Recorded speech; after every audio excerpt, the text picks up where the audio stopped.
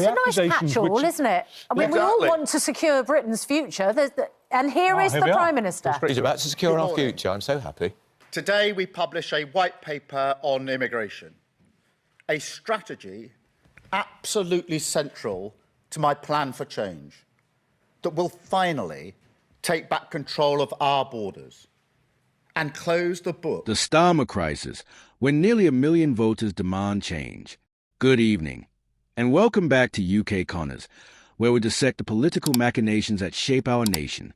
If you're passionate about understanding the real dynamics of British politics, hit that subscribe button now, because what we're about to uncover will fundamentally challenge everything you thought you knew about Keir Starmer's grip on power. Picture this. It's been barely 8 months since Sir Keir Starmer walked through the doors of Number 10 with what many called a crushing mandate from the British people. July 2024 seemed like a lifetime ago when Labour swept to victory, promising change, renewal, and an end to the chaos that had defined British politics for years. Yet here we stand today, witnessing something quite extraordinary and deeply unsettling for those red benches in Westminster.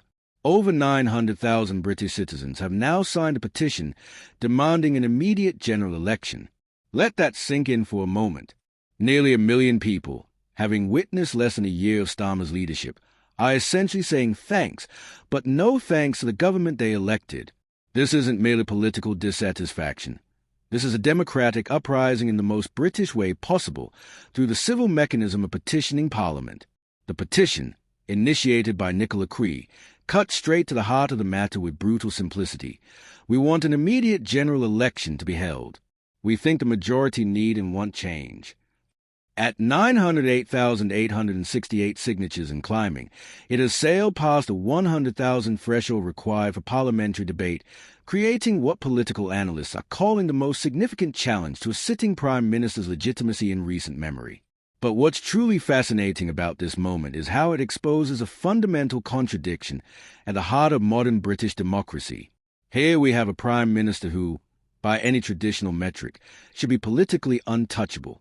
Labour holds a commanding majority in the House of Commons, the kind of majority that historically guarantees at least 4 years of stable governance. Yet the very people who delivered that majority are now questioning whether they made a catastrophic error in judgment. The timing couldn't be more damaging for Starmer's administration. Just as Downing Street launched what they grandiosely termed Phase 2 of their governance, suggesting they had successfully navigated the treacherous waters of their first phase, the political ground began shifting beneath their feet with alarming speed. It's almost as if the political gods have a sense of irony, delivering blow after devastating blow precisely when the Prime Minister needed stability most. Consider the cascade of scandals that have engulfed this government in recent weeks. Deputy Prime Minister Angela Rayner, once considered the steady hand guiding Labour's working-class credentials, found herself mired in a stamp duty controversy over an £800,000 property in Hove. The optics alone are politically toxic. Here's a Deputy Prime Minister, representing a party that built its reputation on championing ordinary working people, entangled in property dealings that most of her constituents could only dream of affording. The Rayner affair isn't merely about money. It's about perception, and in politics, perception often trumps reality. When your deputy prime minister is seen as potentially avoiding taxes on luxury property purchases, it becomes rather difficult to maintain the moral authority necessary to govern effectively.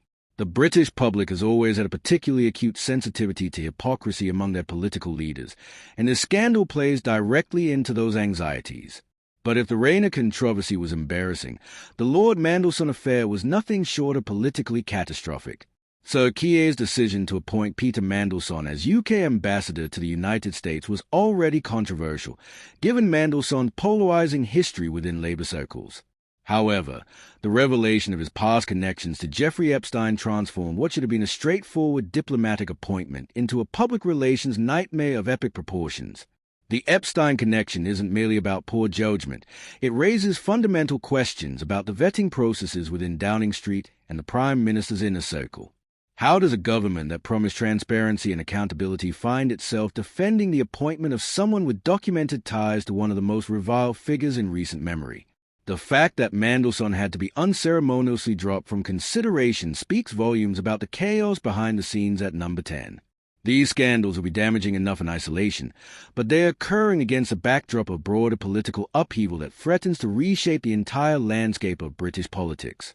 The polling numbers tell a story that would have been unthinkable just months ago. According to Politico's poll of polls, Reform UK, led by the perpetually controversial Nigel Farage, now leads with 31 points. Let that statistic marinate for a moment.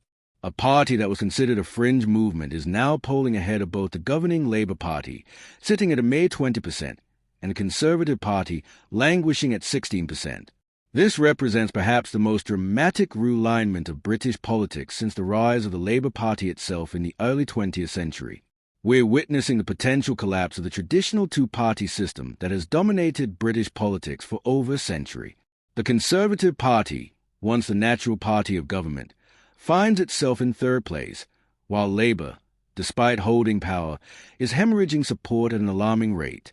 Fair Eye's ascendancy isn't merely about protest politics or anti-establishment sentiment. It represents a fundamental shift in how significant portions of the British electorate view their relationship with traditional political institutions. The fact that Reform UK can command such polling numbers while Labour struggles suggests that Starmer's brand of technocratic centrism has failed to capture the public imagination in any meaningful way. The government's response to the petition has been predictably defensive and bureaucratic. Their statement emphasizes a mandate received in July 2024 and their commitment to rebuilding Britain, fixing the foundations, and regaining public faith in the government. It's the sort of language that political communications teams produce when they are desperately trying to control a narrative that has already escaped their grasp. What's particularly telling about this response is its complete failure to address the fundamental question raised by nearly 1 million petitioners. If the government was elected to restore faith in political institutions, why are so many citizens demanding their immediate removal from office? The circular logic is almost comical if it weren't so politically damaging. The phrase fixing the foundations has become something of a recurring theme for Starmer's administration, but increasingly it sounds hollow when the foundations of their own government appear to be crumbling in real time. How does one fix the foundations of a nation when one's own political foundation is built on increasingly unstable ground? The broader implications of this crisis extend far beyond the immediate political fortunes of Sir Keir Starmer or the Labour Party. We're witnessing a fundamental crisis of democratic legitimacy that speaks to deeper issues within the British political system.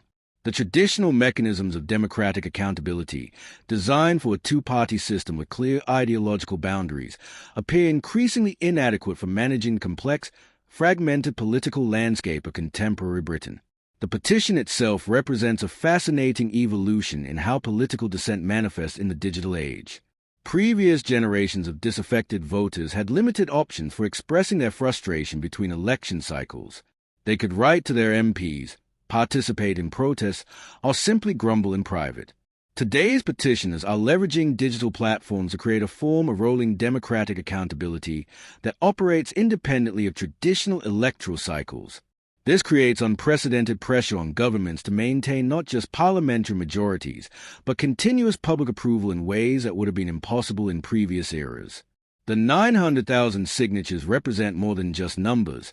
They represent a new form of democratic participation that bypasses traditional party structures and speaks directly to governmental legitimacy.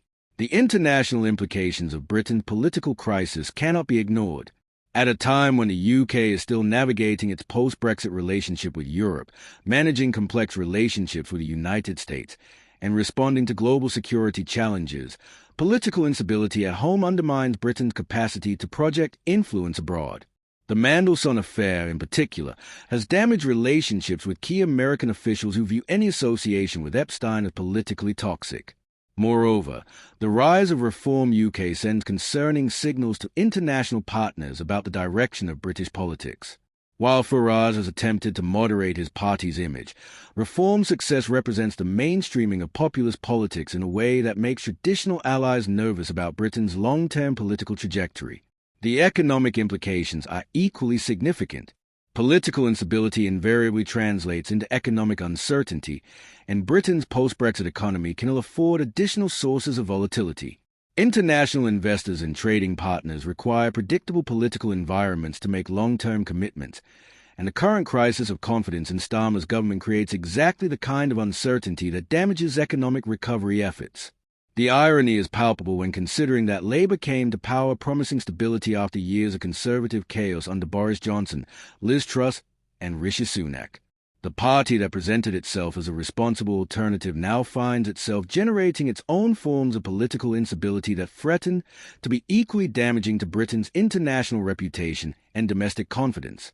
What makes this crisis particularly acute is how it reflects broader trends in democratic societies worldwide. The traditional social democratic model that Starmer represents, emphasizing technocratic competence and moderate reform, appears increasingly inadequate for addressing the populist energies that are reshaping political landscapes across the developed world. The success of Reform UK under Farag's leadership demonstrates that significant portions of the British electorate remain attracted to more radical alternatives to conventional politics. This isn't merely about immigration or European integration, though those issues remain important. It's about a fundamental dissatisfaction with the entire framework of contemporary political discourse and institutional arrangements. The petition demanding a general election thus represents more than just dissatisfaction with Starmer's performance. It represents a broader questioning of whether traditional democratic institutions are capable of responding effectively to contemporary challenges. When nearly 1 million citizens are willing to formally request the dissolution of a government they elected less than a year ago, it suggests a crisis of democratic faith that extends far beyond any individual political leader or party. The parliamentary debate that will inevitably result from this petition will be fascinating to observe. MPs will be forced to confront the uncomfortable reality that significant numbers of their constituents have lost confidence not just in the current government, but potentially in the entire system of representative democracy as currently constituted. Labour MPs, in particular, will face the awkward task of defending a government whose popularity has collapsed while simultaneously trying to understand how their party managed to squander such commanding electoral victory so quickly. The internal recriminations are likely to be brutal, with different factions within the party offering competing explanations for their predicament. Conservative MPs will undoubtedly seize on the petition as evidence of Labour's failure, but they must also confront the reality that their own party is polling even worse than the governing party. The traditional opposition role of providing a credible alternative to the government becomes rather difficult when voters appear to view both major parties as equally inadequate. As we watch this political drama unfold, it's worth remembering that British democracy has survived previous crises of confidence and institutional legitimacy. The question is whether the current system possesses the flexibility and resilience necessary to adapt to the changing expectations and demands of contemporary voters. The nearly 1 million signatures on this petition represent more than just political dissatisfaction. They represent a demand for a new kind of democratic engagement that transcends traditional party loyalties and institutional arrangements. Whether Britain's political establishment can respond constructively to this challenge will determine not just the fate of Starmer's government, but the future trajectory of British democracy itself. The stakes could not be higher, and the outcome remains genuinely uncertain. What we can say with confidence is that British politics has entered a period of unprecedented volatility and transformation that will have consequences extending far beyond the current parliamentary term. This is a reality of modern British politics, messy, unpredictable, and increasingly divorced from the comfortable certainties that once defined our democratic system. The petition for a general election is not just about Sir Keir Starmer's failures. It's about the fundamental question of how democracy should function in the 21st century. As nearly 1 million British citizens have made clear through their signatures, they are no longer willing to accept political business as usual.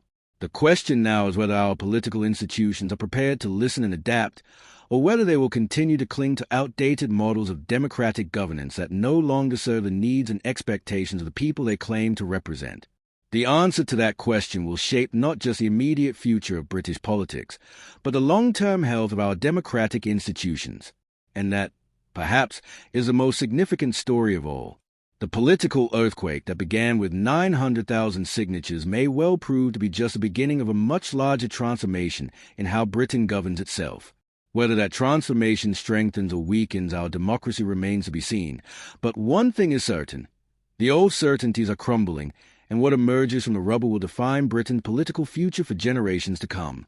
Make sure you're subscribed to UK Connors, because as this unprecedented political crisis continues to unfold, you'll want to stay ahead of every twist, every revelation, and every power play that shapes the future of our democracy.